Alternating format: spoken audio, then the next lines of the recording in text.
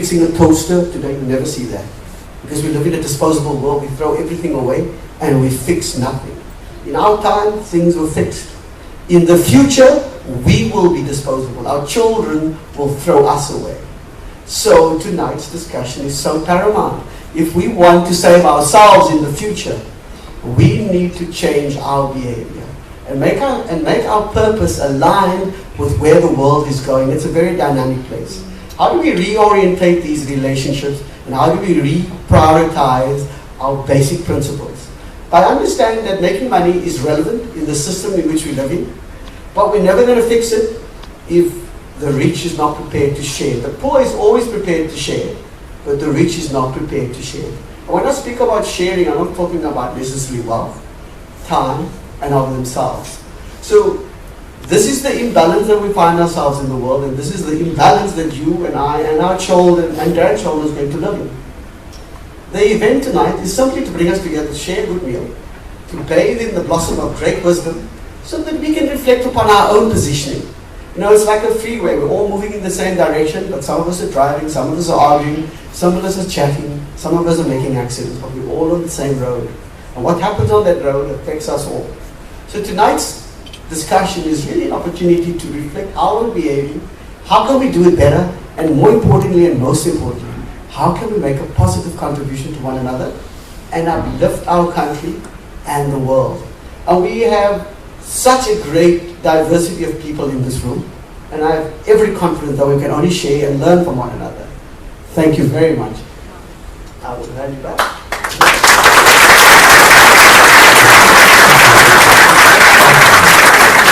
Thank you once again to our host sponsor, Mr. Raghavan Mohan. He spoke about being the change that we wish to see in others. You know where that's from? The legendary Gandhi. He spoke about investing in relationships, and he spoke about the ethic and the value of caring and sharing. Now Dinesh gave Raghavan this wonderful anecdote, which I have to add on to. Let me please just remind you that if your car, the wheels on it, and all four nuts go, what do? You go and buy a Lamborghini, and another Lamborghini, and then an Aston Martin, and then another 5 cars. Thank you, Dinesh, for leading Raghavan down that line. It's a round of applause, isn't it? Really? Thank you.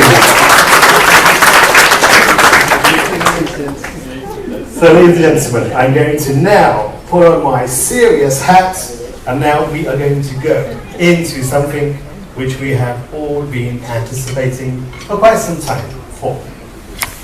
Our first panelist, it really is, like Raghavan, like he had mentioned, our first panelist is somebody who has extraordinary success for many people.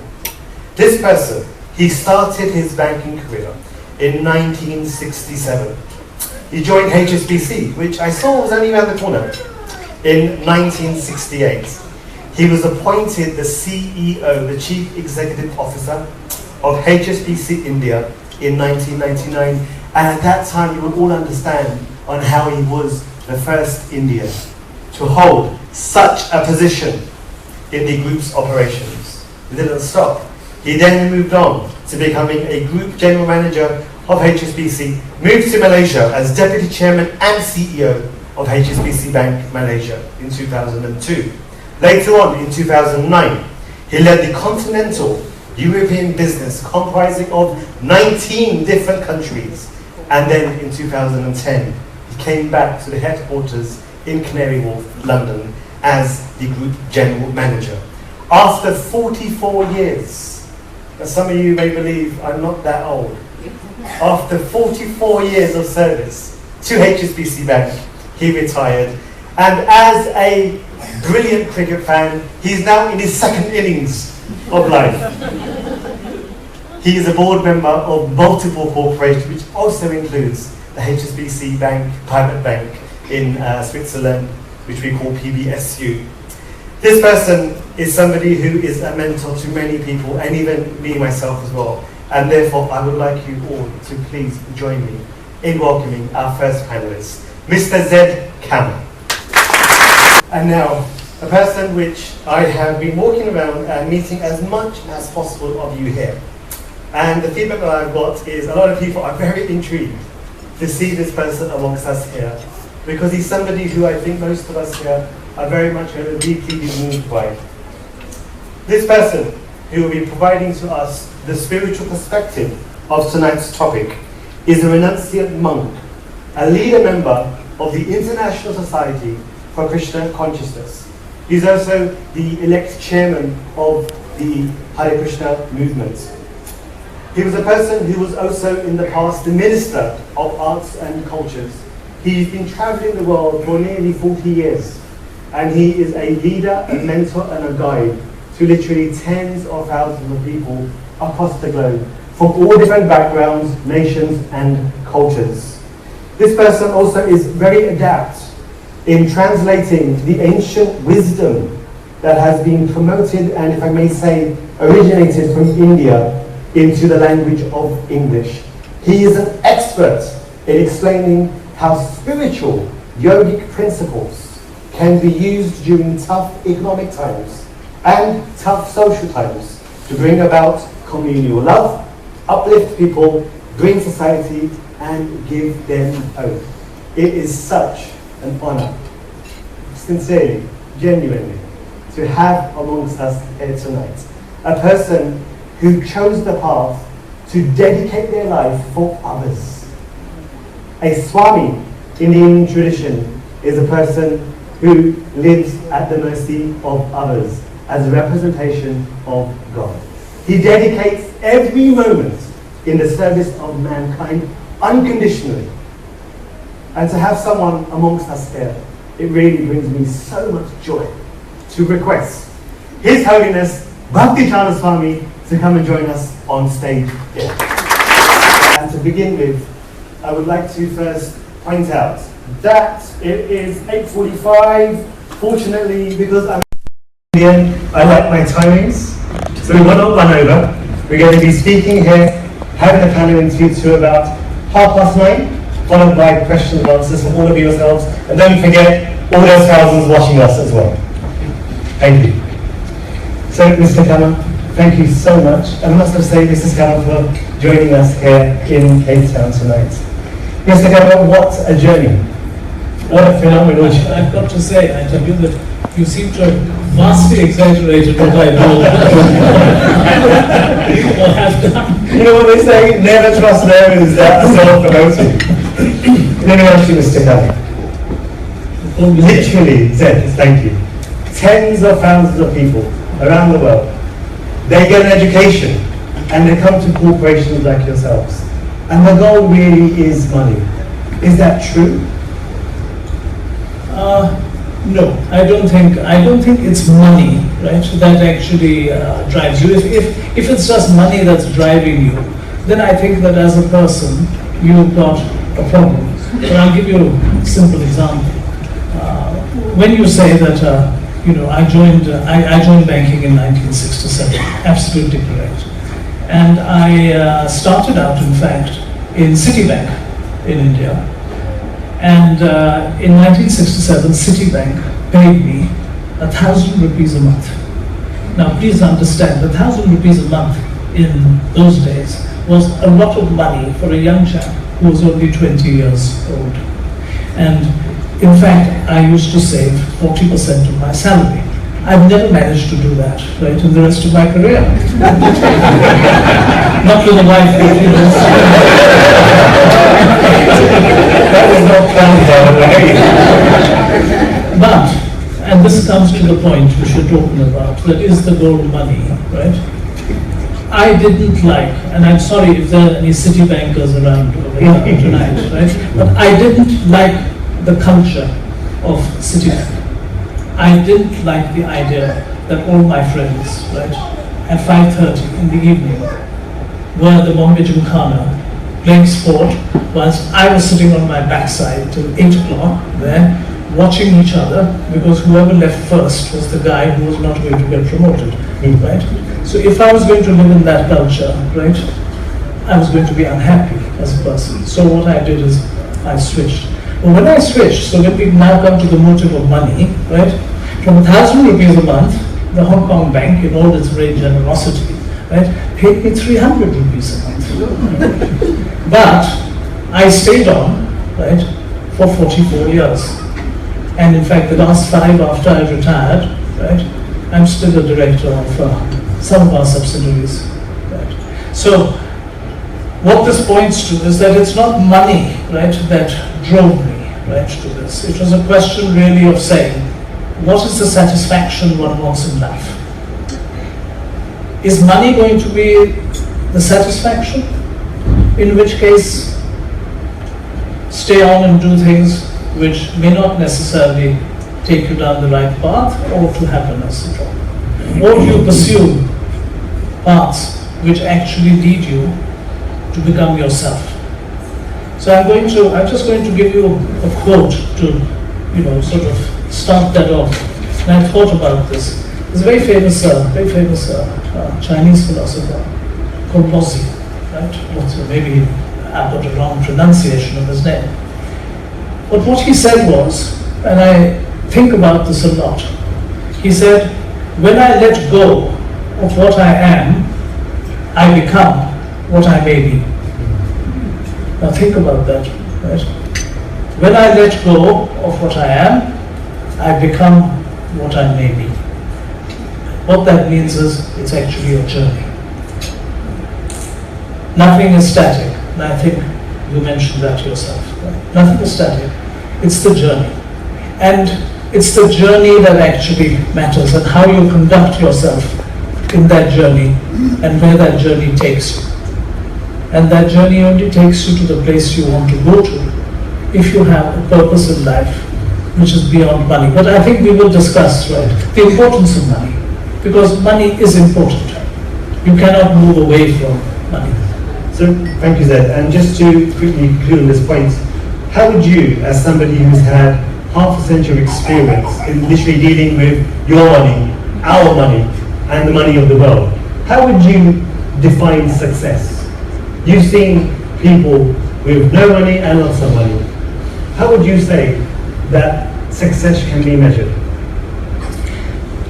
Success is not something which, you have a yardstick and you measure it, and that the answer to that is that, if you come down 15 feet down that yardstick, you've actually reached success. Success is something which happens throughout your life, or you keep striving for it, right? So I can't give you the answer which you're looking for, that what is the answer of success. Success is a very personal thing, and I think Swamiji will bear this out, right? That what is success? Success is a very personal thing in your life. You know, right, whether you've succeeded or not. Because the one thing which I believe in totally, right, is that you know the answer to most questions. You may want to obfuscate sometimes and think that something else is the answer, right? Because it's convenient. But in your heart, you know what the answer is. So I think each one of us, in our own way, must look within ourselves and see and say, is this success? Thank you, sir. I think that's something that people have got to think about themselves. There's no answer to, is this person successful? You don't know how that person feels, actually. But it's a very personal feeling. Thank you. There is a great philosopher of, once again, the Indian scriptures. He spoke about the deer. He says that the musk within a deer is something which is invaluable. By the way, His Holiness is a person who doesn't stay in any country or city for more than a few days. He's constantly on the move. And therefore, bearing this in mind, I would like to ask His Holiness, if money is only the means, what is the real goal of money in your opinion?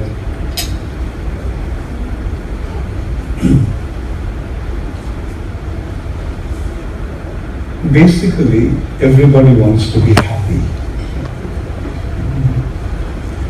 And happiness is fulfillment of desire. When you want something, we get it, we become happy. And money plays a very important role in getting what we want. That's why money is actually the medium of exchange. Money is the means through which we can get what we want. And that is what wealth actually is. But there are different planes of existence.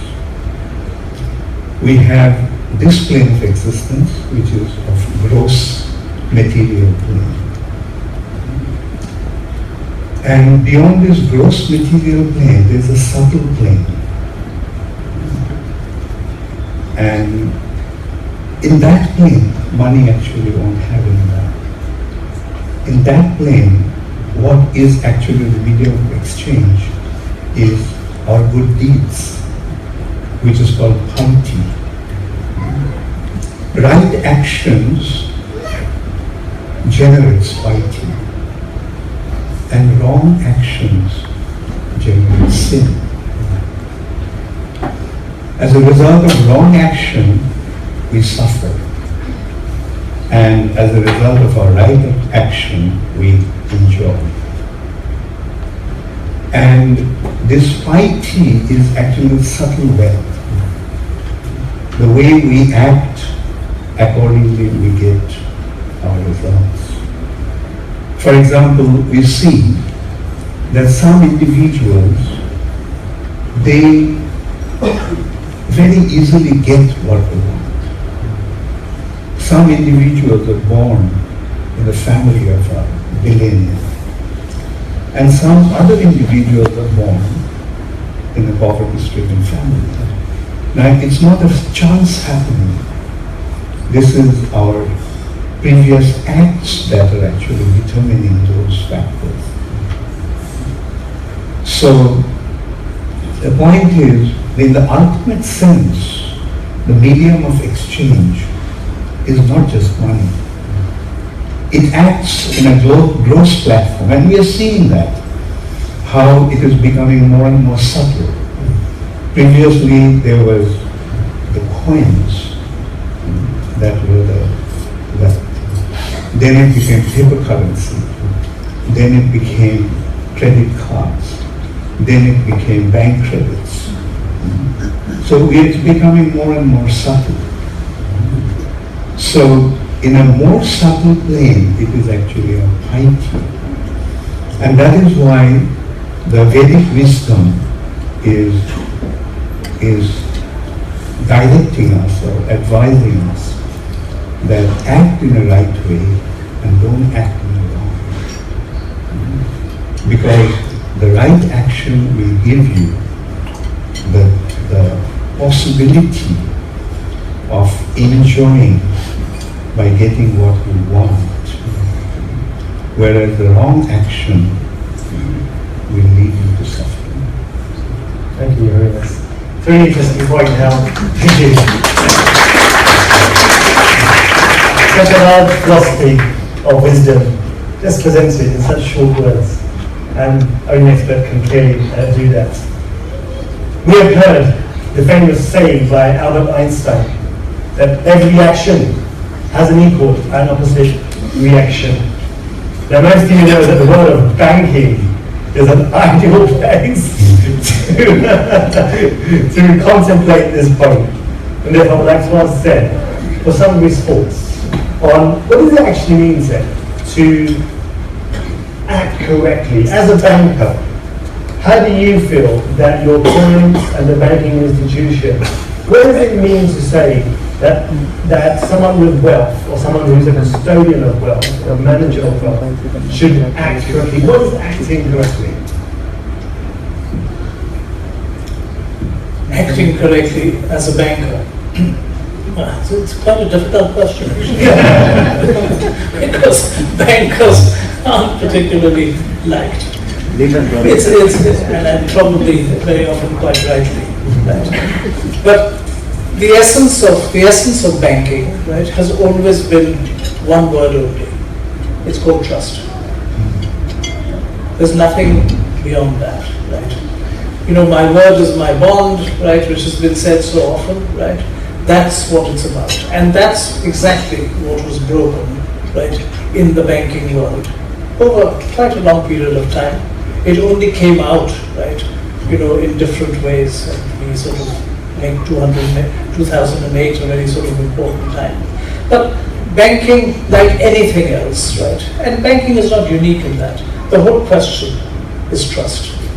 And trust is something which either you have or you don't have, right?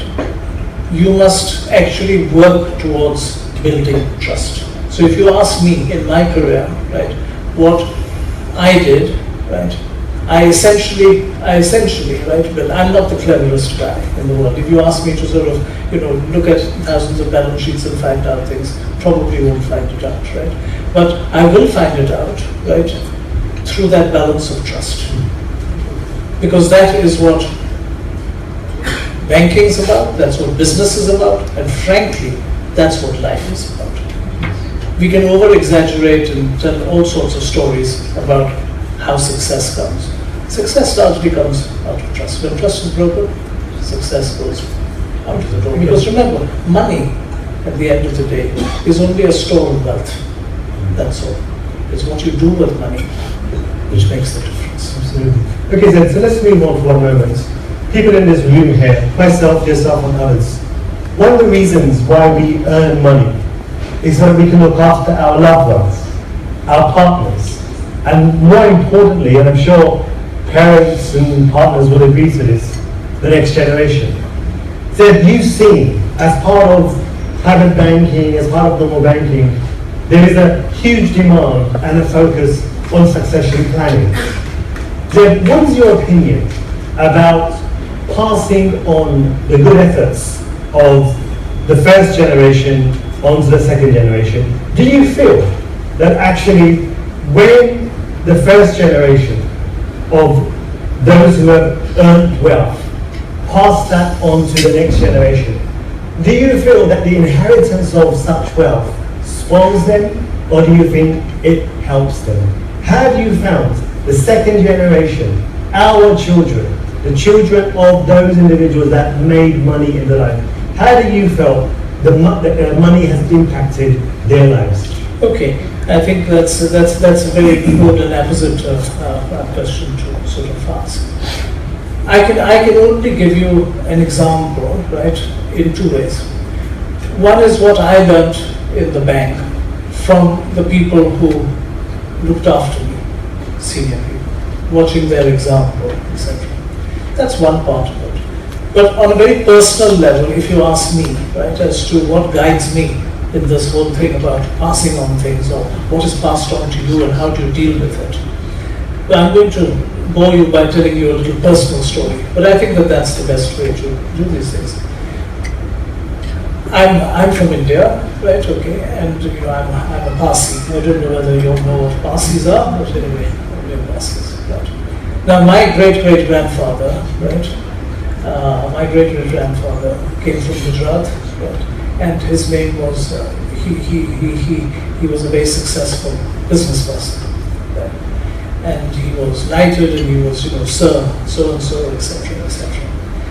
That is not the important thing. For me, the important thing was, as an example to cite what you were saying, when he was 11 or 12 years old, when he was at school, he came from a very ordinary family. He was asked the question by his teacher as to where the river Amazon was. And the answer he gave was that it was in Egypt. And his teacher slapped him in front of everybody. He left the class that day at that age of 12. He never went back to school. He started earning money from that day, whatever he did, even at that age. But the important thing is this, and this is the example for me. Right? So that from the first day he earned his first rupee, and he became a very rich man, he gave 1/3 away in charity from that day onwards, till he died. And his charities still continue in Ahmedabad. So for me, if you look at it as this example, right, that is the kind of thing that drives people. And that's what has certainly driven me, right, in my career, to think about people. So I'm very sorry if this is a rather sort of personal example of this kind, but that's the only example I can give you. Sorry? It's a wonderful example. Yeah. And that's what drives me at the end of the day. Thank you, Zeb. Thank you. Johan has introduced a concept which I think most of us can relate to, but I'm not entirely sure whether that concept really resonates with us, the concept of piety. What actually is piety? Now, somebody who obviously is from the current generation who is making a career out in the world, and it's just all of my ear. But you can still hear me, can't you? Okay, thank you. Sometimes when we talk about piety, we can get drawn into religion. Now, all of us know about the current state of religious institutions, religious following, so there's no need for me to go on further. But His Holiness spoke about piety from a spiritual perspective. And therefore, I would like to ask a question to His Holiness, which I personally actually had the opportunity to ask him before. And it was a question which I think really attracted the attention of a lot of people. And that question is very simple, but very pertinent to this point of the conversation. Your Holiness, what would you say is the relationship between religion, which as you know, doesn't have the best of reputation nowadays. What is the relationship between religion and, if I can say, spirituality? Well, first of all, I have to describe that beyond this material plane, there is another reality, and that is the spiritual reality. For example, matter is inert, and although our bodies are made of matter, these bodies are alive. What makes our body alive? It's the presence of the soul. The soul is not a product of this world of matter. The soul comes from another reality, and that is the spiritual nature, spiritual side. Now, and that is the knowledge or understanding of that spiritual reality is spiritualism. Now, religion actually is the means by which one can understand the spiritual reality. For example, say physics is the means to understand energy. Mathematics is the means to understand numbers. So physics is a science. The way to understand a subject is actually science. Similarly, mathematics is a science of understanding numbers. So in that respect, I can say religion is actually the science to understand the spiritual reality in its pure form. But unfortunately, today the religions have become degenerated. In that respect, I recall a statement by Will Durant, an American philosopher. He said, a religion remains a religion for first few years. Then it becomes a philosophy. Then it becomes a political convenience. And then it becomes a mere ritual. So unfortunately, most of the religions today have degenerated, degraded into that, the mere ritual state. Like it's a faith. And in the name of that, the way people are acting, intelligent class of people have lost faith in religion. That's why today in UK, 56% of people don't believe in religion. I recall in 2014, the number was 45%. In 2012, it was 25%. So you can see in 4 years' time, people have lost faith in religion. Why? Because what's going on in the name of religion, no intelligent person can have faith in that. But the reality is, it's a science. We have to treat religion as a science. The means to understand the spiritual reality. And now let's go back to all the religions. All the religions speak about the existence of the soul, speak about the existence in another reality, and ultimately it speaks about God. So, so in its essence, all religions are actually speaking about the same thing. God is one. Therefore, the understanding of God cannot be different in different religions. There may be different levels of understanding, but in essence, it's the same substance, same subject. So does it answer your question? So much to think about. If I might just say one thing, on what Swamiji has said, and I've been thinking about this, and so I wrote it down earlier, because I knew he was going to talk about religion.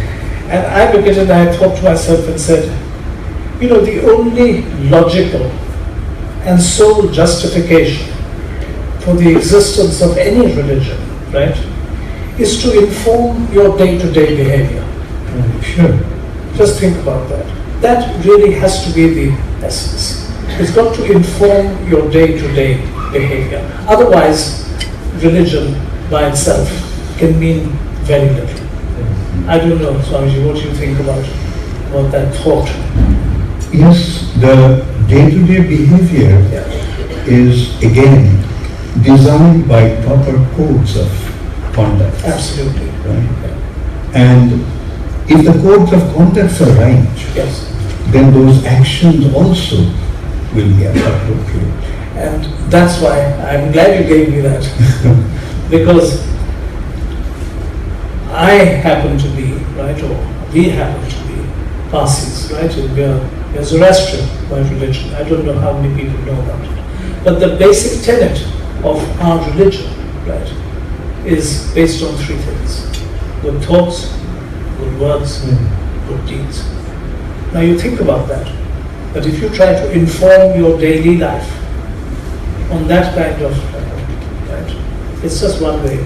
But it can take you along a path, right, which can lead to great satisfaction, and exactly what Swamiji was talking about. And that's why sorry to interject. No, perfectly right.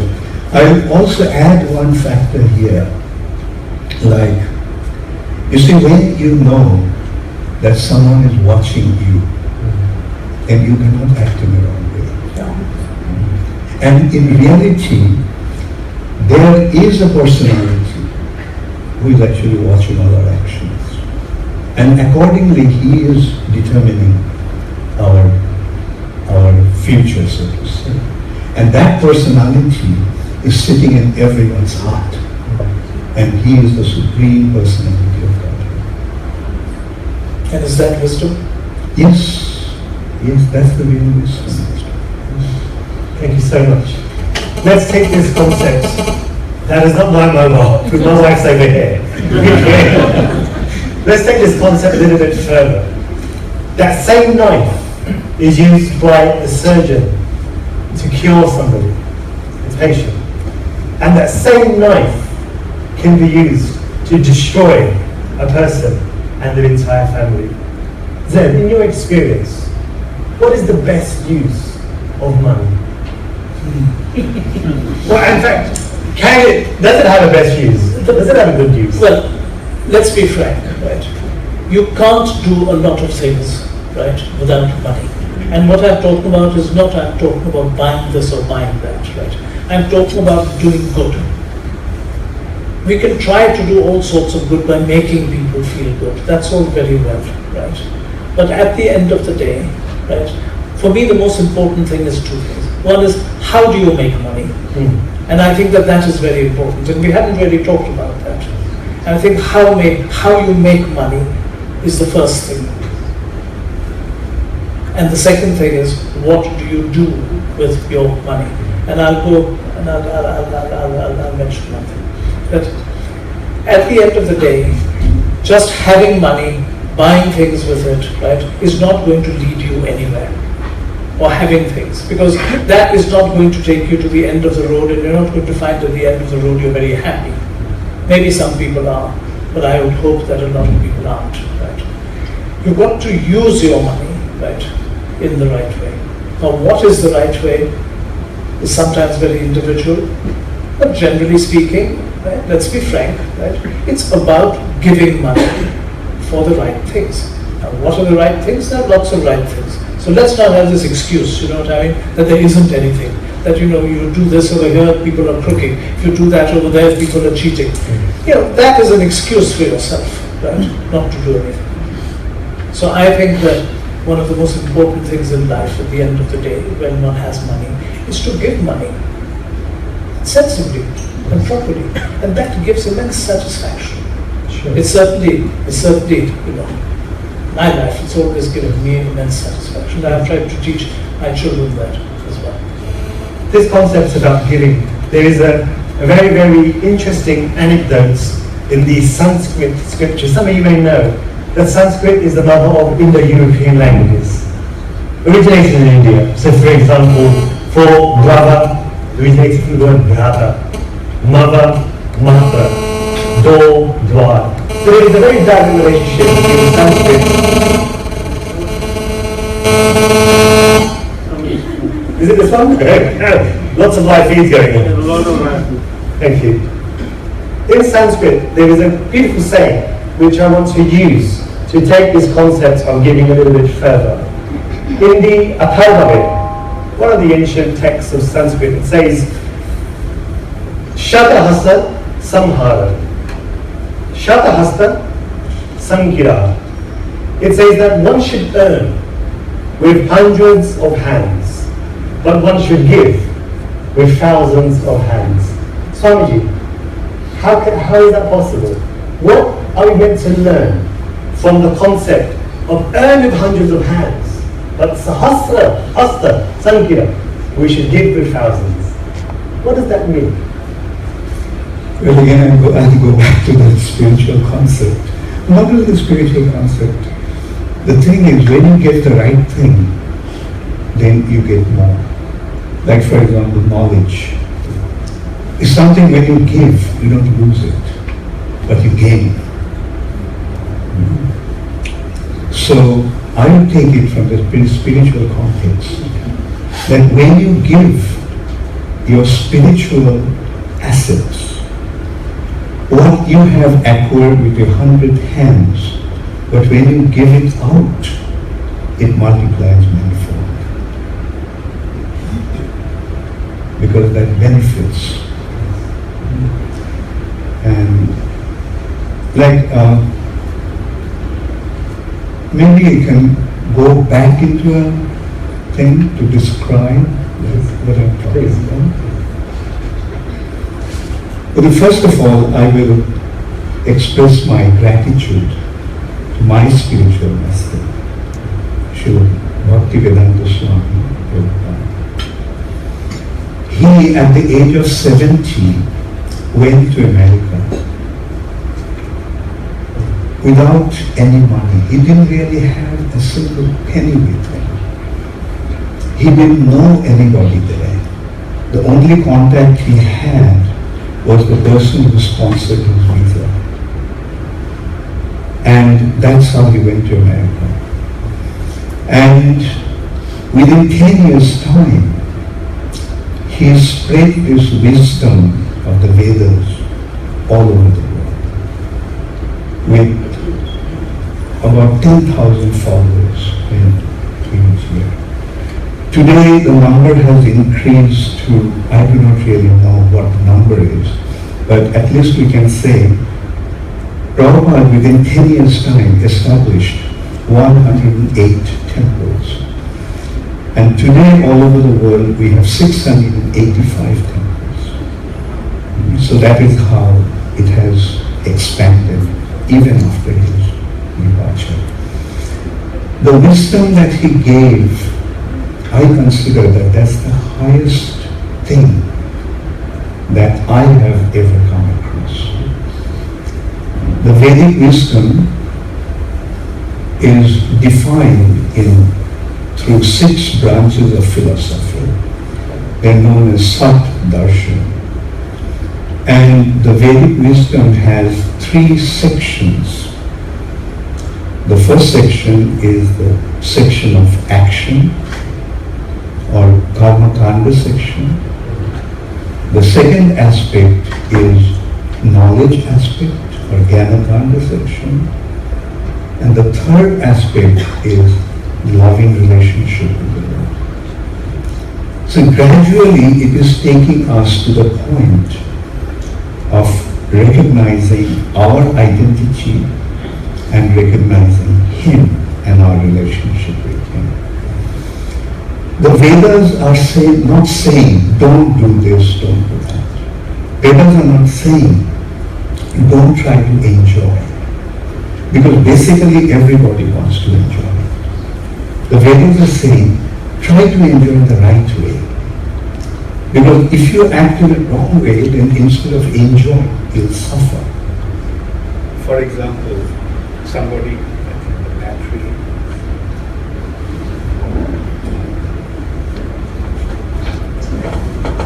Yeah.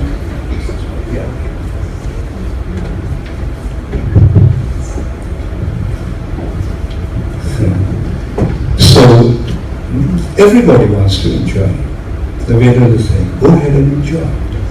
But try to understand how to enjoy, because somebody may think that if I get a lot of money, I'll be able to enjoy. And he robs a bank. He gets the money, but instead of enjoying, he ends up in the prison. So one has to know how to actually enjoy. And as I told earlier, the right action will lead us to enjoyment, whereas wrong actions will lead us to suffering. And the Vedas are saying how to fulfill your desire. You want to have a lot of money? Act in this way. Do this. Get a lot of money. You want to become a king? Act in this way. You'll become a king. You want to become the ruler of the entire earth planet? Like in this way, Vedas are giving us the directions in the Karma Kanda section that how to enjoy. But eventually, in spite of all his enjoyment, one realizes that he's suffering. In spite of all his endeavors to enjoy, he's suffering. So the question arises, why am I suffering? So that actually takes him to the next section.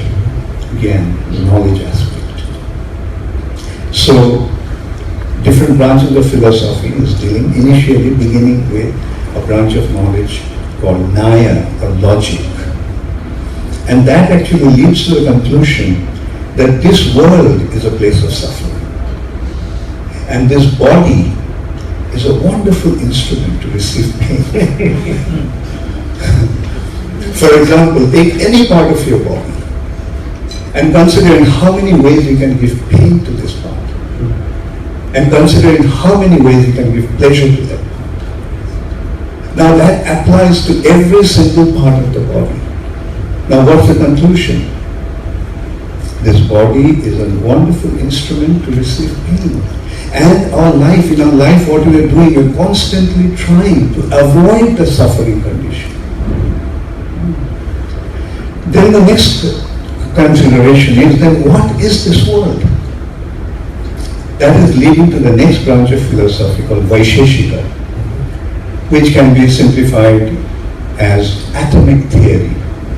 The perceivable reality is nothing but combination of atoms, the minutest particles, but is giving certain perceptions to our senses. Then it is going to the next branch of philosophy known as Sankhya, or analytical study. They are analyzing the material nature. First, with 5 elements: earth, water, fire, air, ether. Solid substance, liquid, fiery, aerial, and ethereal. And we have 5 senses. And our senses interact with the elements and gives rise to 5 different perceptions of the senses. Like, for example, ears interact with ether. Sound is produced. Skin interacts with air. Touch is produced. Eyes interact with fire. Form is produced. Tongue interacts with water. Taste is produced. Nose interacts with earth, and smell is produced. And then they consider there are 5 working senses with which we become active in this world. Their speech, hands, belly, genital, and anus. So 5 4s are 20. 5 elements, 5 senses, 5 objects of the senses, and 5 working senses. Then they consider that there are 3 subtle elements: mind, intelligence, and false ego. In Sanskrit, they are man, buddhi, and ahankar. 23. Then they consider the ingredients with which the entire creation has become manifest, called Mahatattva. Now, with these 24 elements, they analyze the entire material nature. But then they consider these 24 elements are objective in nature. But the objects cannot exist without the subject. So who is the subject? I am the subject. I am, therefore this is. So 25th consideration is I. Now, the entire material nature has been analyzed with 24 consideration, but I couldn't be found there. Therefore, I is beyond matter. So this is how they're transcending matter and coming to the spiritual reality. It comes from another reality. The soul is coming from another reality. And then the consideration is the souls are minute and many. You have your soul, I have my soul. Every one of us has his soul. You have a soul. Now, anything that is minute and many must have a source, an origin. So the origin of all the souls, origin of all the spirit souls is the Supreme Soul. And that Supreme Soul is God. So this is how, through this philosophical consideration, they are coming to understand the spiritual reality, the existence of the individual soul, and the Supreme Personality of Godhead. Then it is taken to the next branch of philosophy called yoga.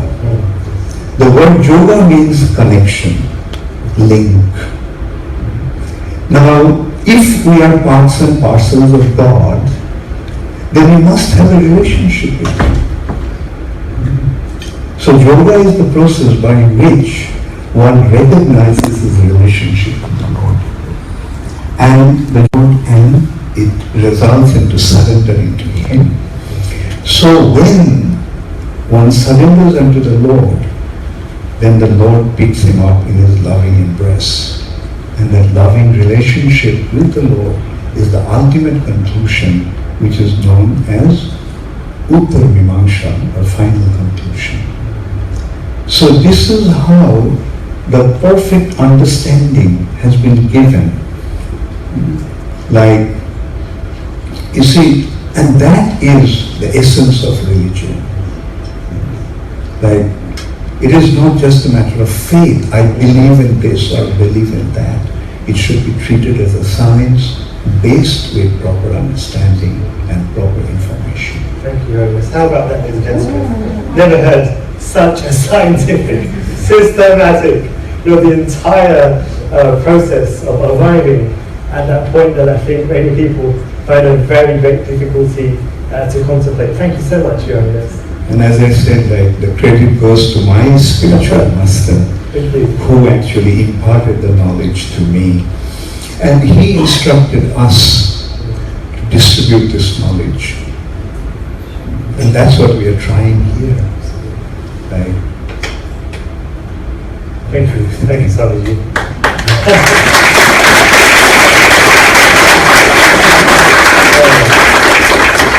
Who needs books, huh? Come to one of these events and there you go, everything in one. A very great thinker made this quote, which I want to share with all of you here.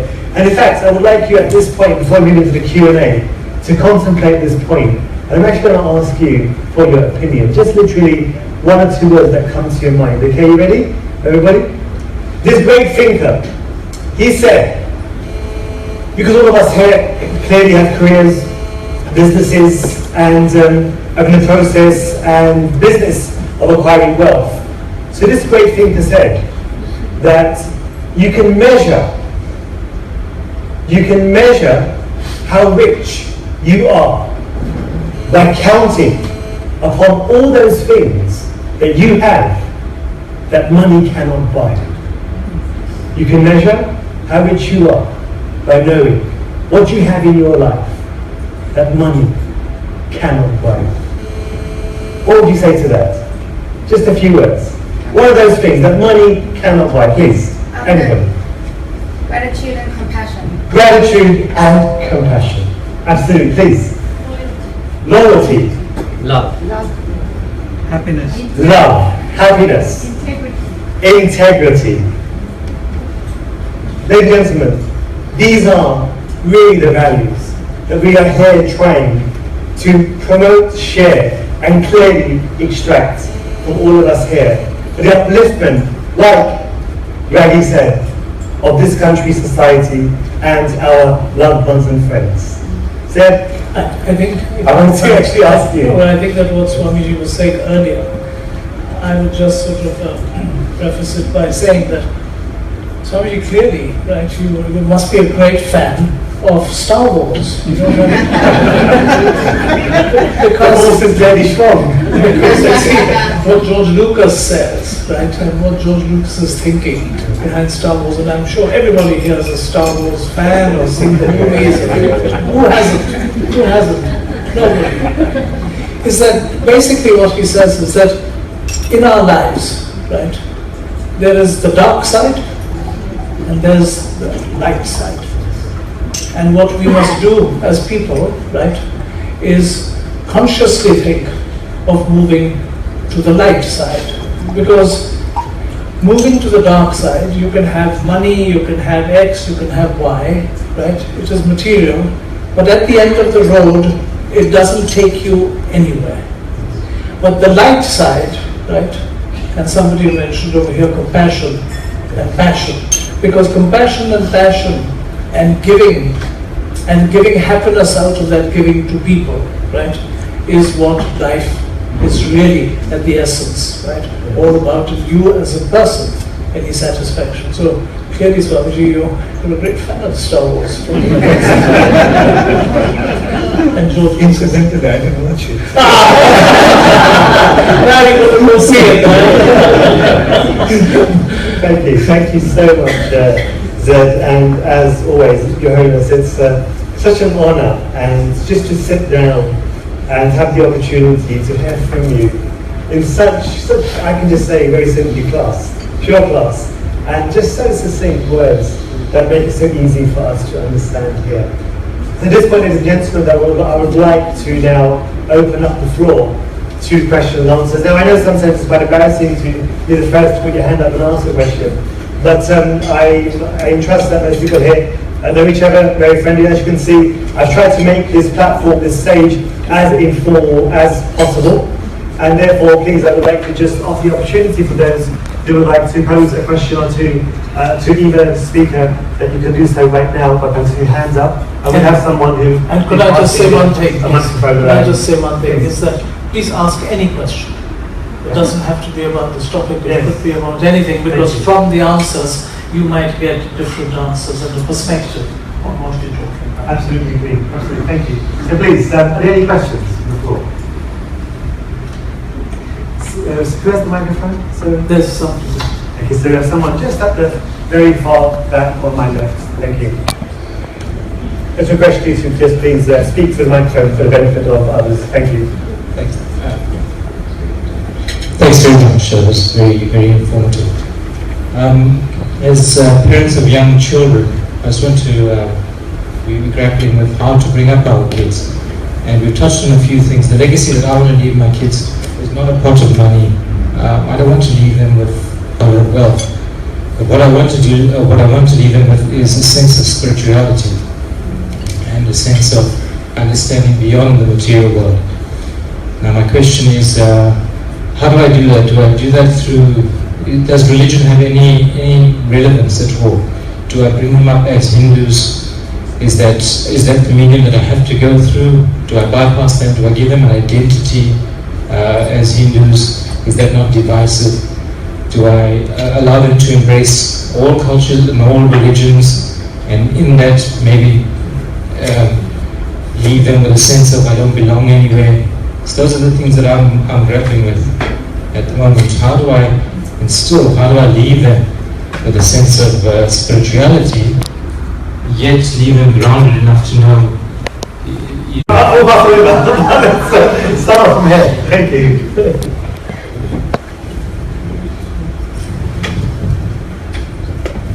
The first thing that I would like to consider here or remind everybody is that religion should be treated as a science, not just as some faith or belief. And when we treat it as a science, then it gets its universal appearance or feature. Like, can we say physics as American physics or Russian physics and so forth?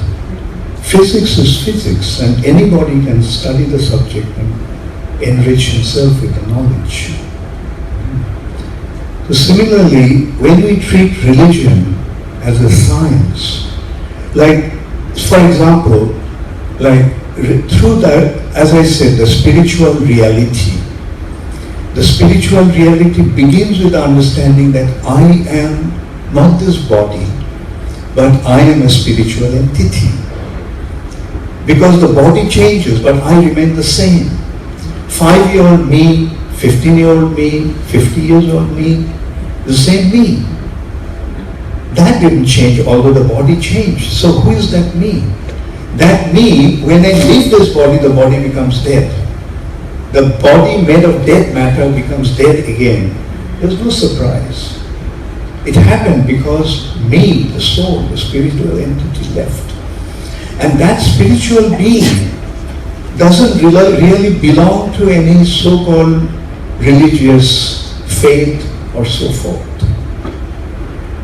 Like we all, like in our reality, we are neither Hindus or Christians or Jews and so forth.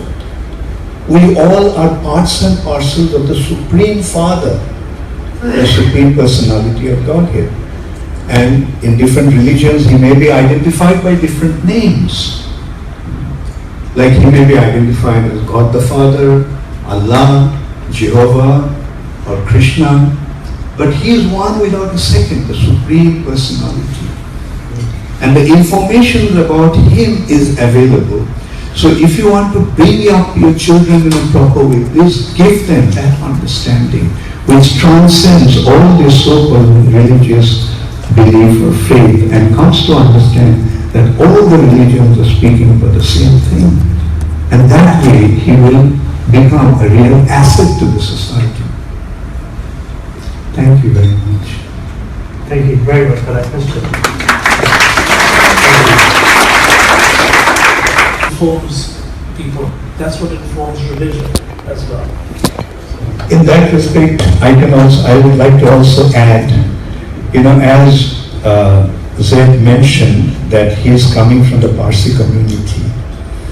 In India, the Parsis are the most minority community. But their contribution to India is the highest. They produced the greatest industrialists in India, they produced the greatest generals in India, they produced greatest thinkers of India, and so forth. And as he was saying, that they function on three values. Maybe you can repeat those three values. Good thoughts, good words, good deeds. Good thoughts, good words, and good deeds. And you can never go wrong. Thank you. Anybody else would like to ask a question? Please, the lady on the right-hand side. Thank you. We'll get there. Just a few minutes. Good and dragging. Thank you. Swamiji, you said that, whether you're young or old, your beliefs are the same. But I somehow think differently. What circumstances that you've been through makes you change the person that you are. Sometimes you become a stronger person. So I just want you to know my belief is slightly different.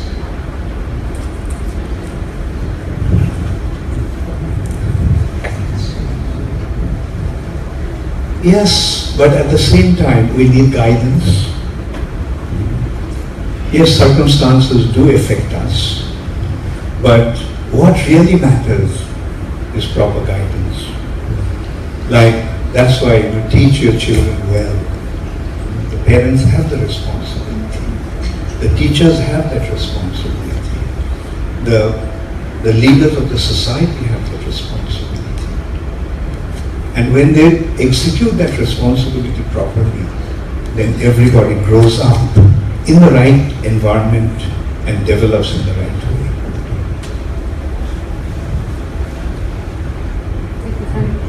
Please, yes, very next to her. Thank you. Thank you. Zed, I have a question for you, because coming here this evening, I thought that we'd be talking about banking and spirituality. And I couldn't quite reconcile that. And then I thought, okay, maybe there'll be some focuses on wealth preservation, wealth growth, and how do you actually then become socially and spiritually responsible for giving back. We know Islam has a banking system which allows to some degree for banking interest, etc.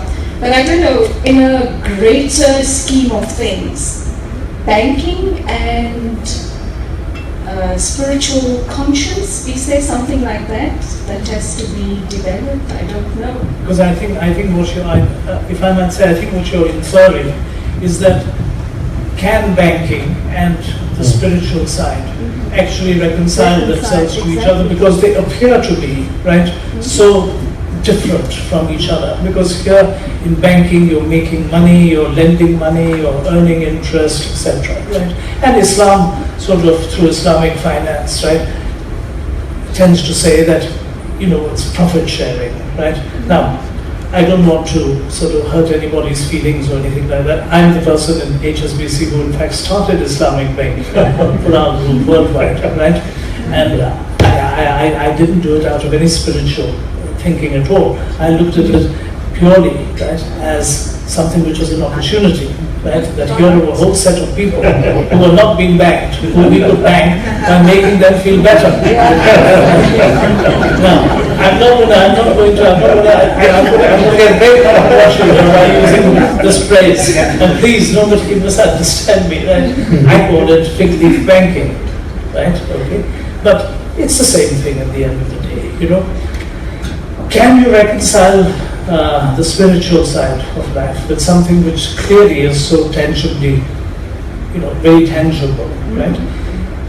I think, you can't do it directly, right? It doesn't work like that. It comes back to the whole question of how you do these things in life.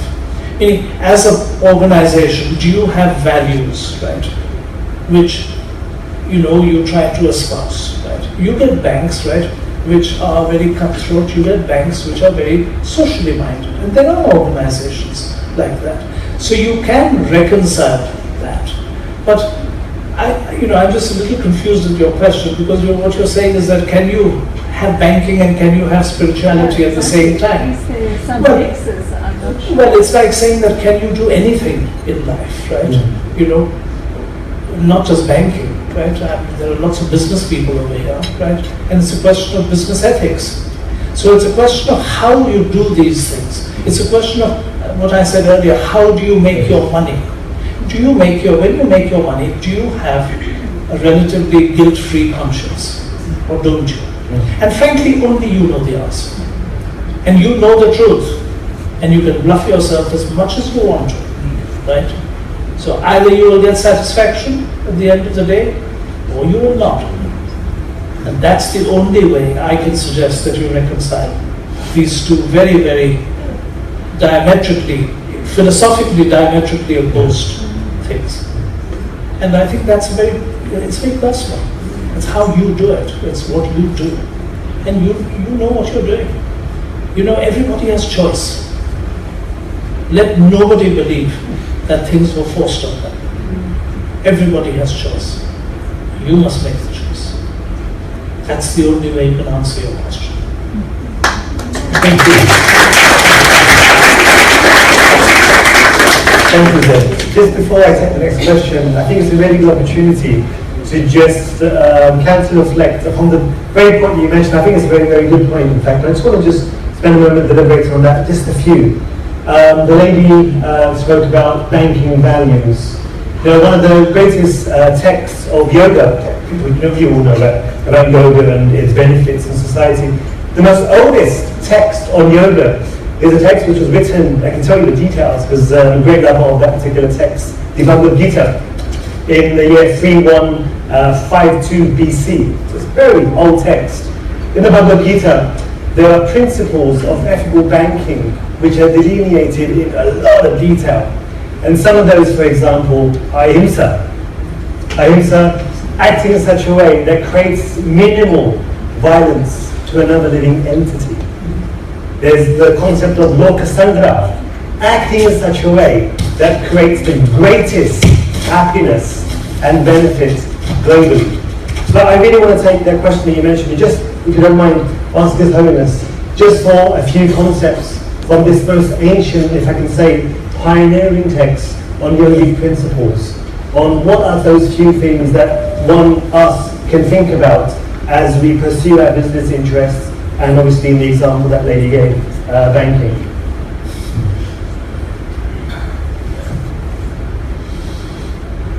Well, we can lead our life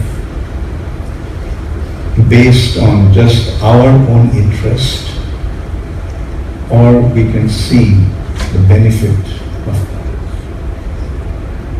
In a proper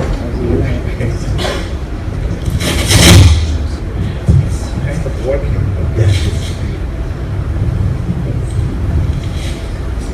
So whatever we have, like whatever the excess is, it is always advised that you share it with others. Yeah. Ishavashyam idam sarvam jatkincha jagatam jagat tena tattena pujita magridhaka sushitam.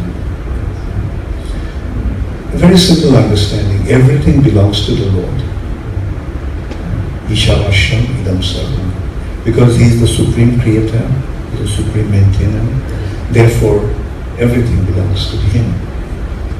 And that personality has given the quota for everyone.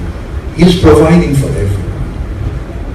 And the advice is, just be satisfied with whatever you have given. And don't greed upon others. Like in His creation, an ant needs just 1 grain of sugar. Ant gets it. An elephant needs hundreds of kilos of food. He also gets it. Now, if the ant thinks, why am I getting just 1 grain, whereas the elephant is getting 100 kilos? kilos. And that is what is happening in today's world, because there is no proper understanding. Everyone is thinking, no one is actually thinking how much he has got. Most of the people are thinking why he has so much. And as a result of that, so much discontentment is spreading all over. So these are the simple principles. If we just accept those principles, and then, like the whole environment changes. Like, as the question was, like banking and spirituality, and very wonderfully Zed answered that. Like, we cannot really make any determining factor in that. That is going to be the policy of the bank. But it actually is entirely left upon us how we are going to act. What are we going to do?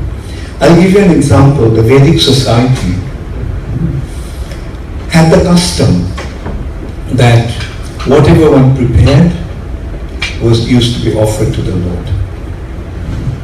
And then the householder used to go out on the street and announce, the offering has been made to the Lord in my house. If anyone is hungry, please come and have your food. Now consider, in a society like that, can there be any scarcity? Like, everyone becomes content. And in that respect, I'll just give you an example of Guru Nanak's encounter with one very, very wealthy person. So in India, it's a custom that wealthy people invite the saintly people to their house. Just like today, clearly. And so he was invited Guru Nanak. And Guru Nanak saw that there are many flags posted in front of his house. And so he inquired that what are these flags indicating? And he was told that when this person collects 1,000 gold coins, he puts up one flag. So that shows how much wealth he actually had. So while leaving the house, Guru Nanak gave him a needle and said, can you please keep it for me? And I will ask you to give it to me when I need it. So that man asked him, when will that be?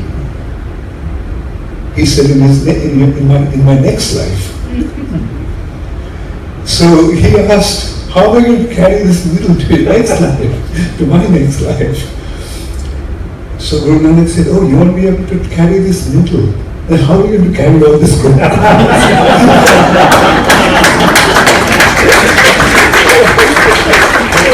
So these are the simple facts that we have to understand. That whatever we are collecting here, we won't be able to carry a single bit of it with us. Therefore, let us utilize whatever we have for the benefit of others, for the benefit of the society, because by helping others, we derive an immense joy that no amount of money can buy. Thank you so much.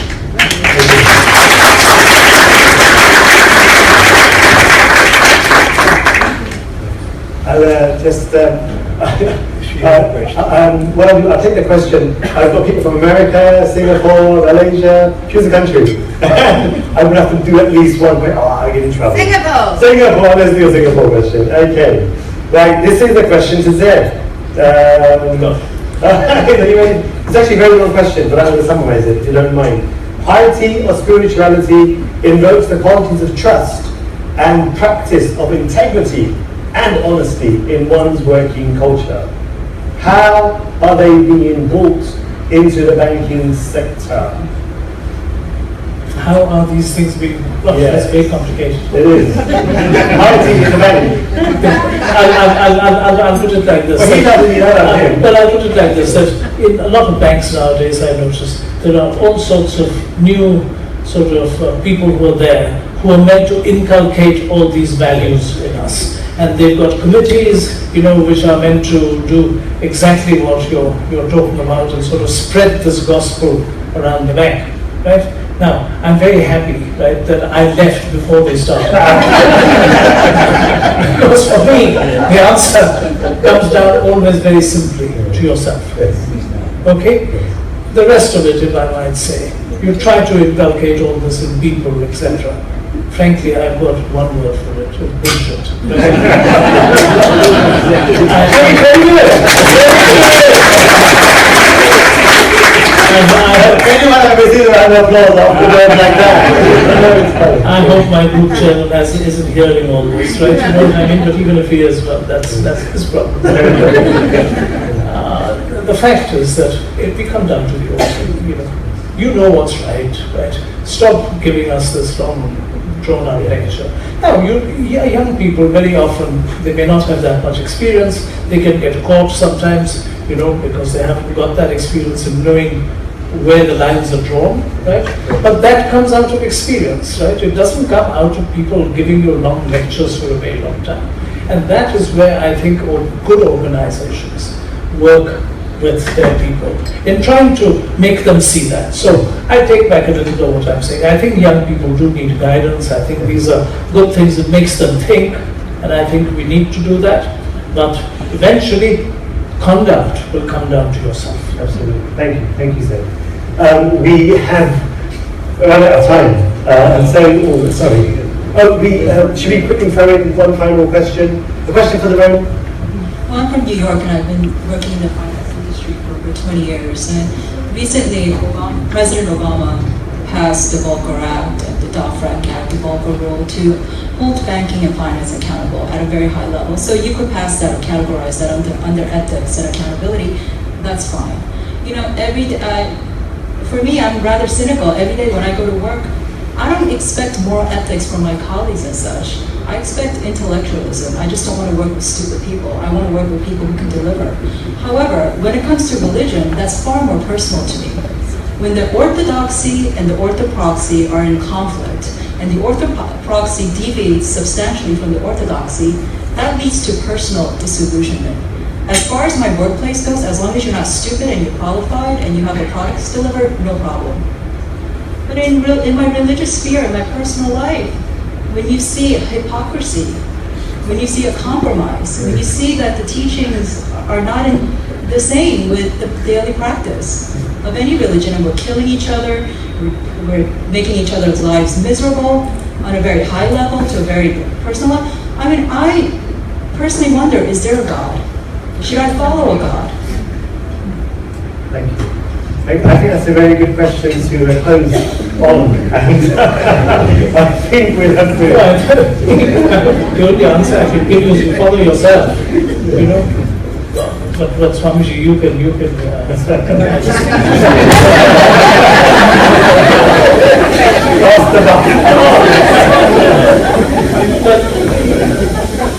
I think we can keep blaming God. Yes. You know what I mean? And it's a very easy thing to do, and it's very, very convenient, right? That we look at God or religion or whatever it is. These things are matters of choice, right? And these are choices. These are straightforward choices in one's life one's got to make. And look at those. Thank you. In response, I was recalling one incident with my spiritual master, Srila Prabhupada. When he was in Germany, some ladies came to him and told him that they don't believe in God because their husbands died, their children died. So, if God was there, then why did he allow that to happen? Prabhupada's answer was, when you started the war, Did you consult with him? So we don't really take him into consideration. We don't consider what he wants us to do. We carry on acting in our own whimsical and reckless way, and then eventually when we suffer, we put the blame on him. That's, I think, very, very unfair. Thank you, Your Highness. Thank you so much.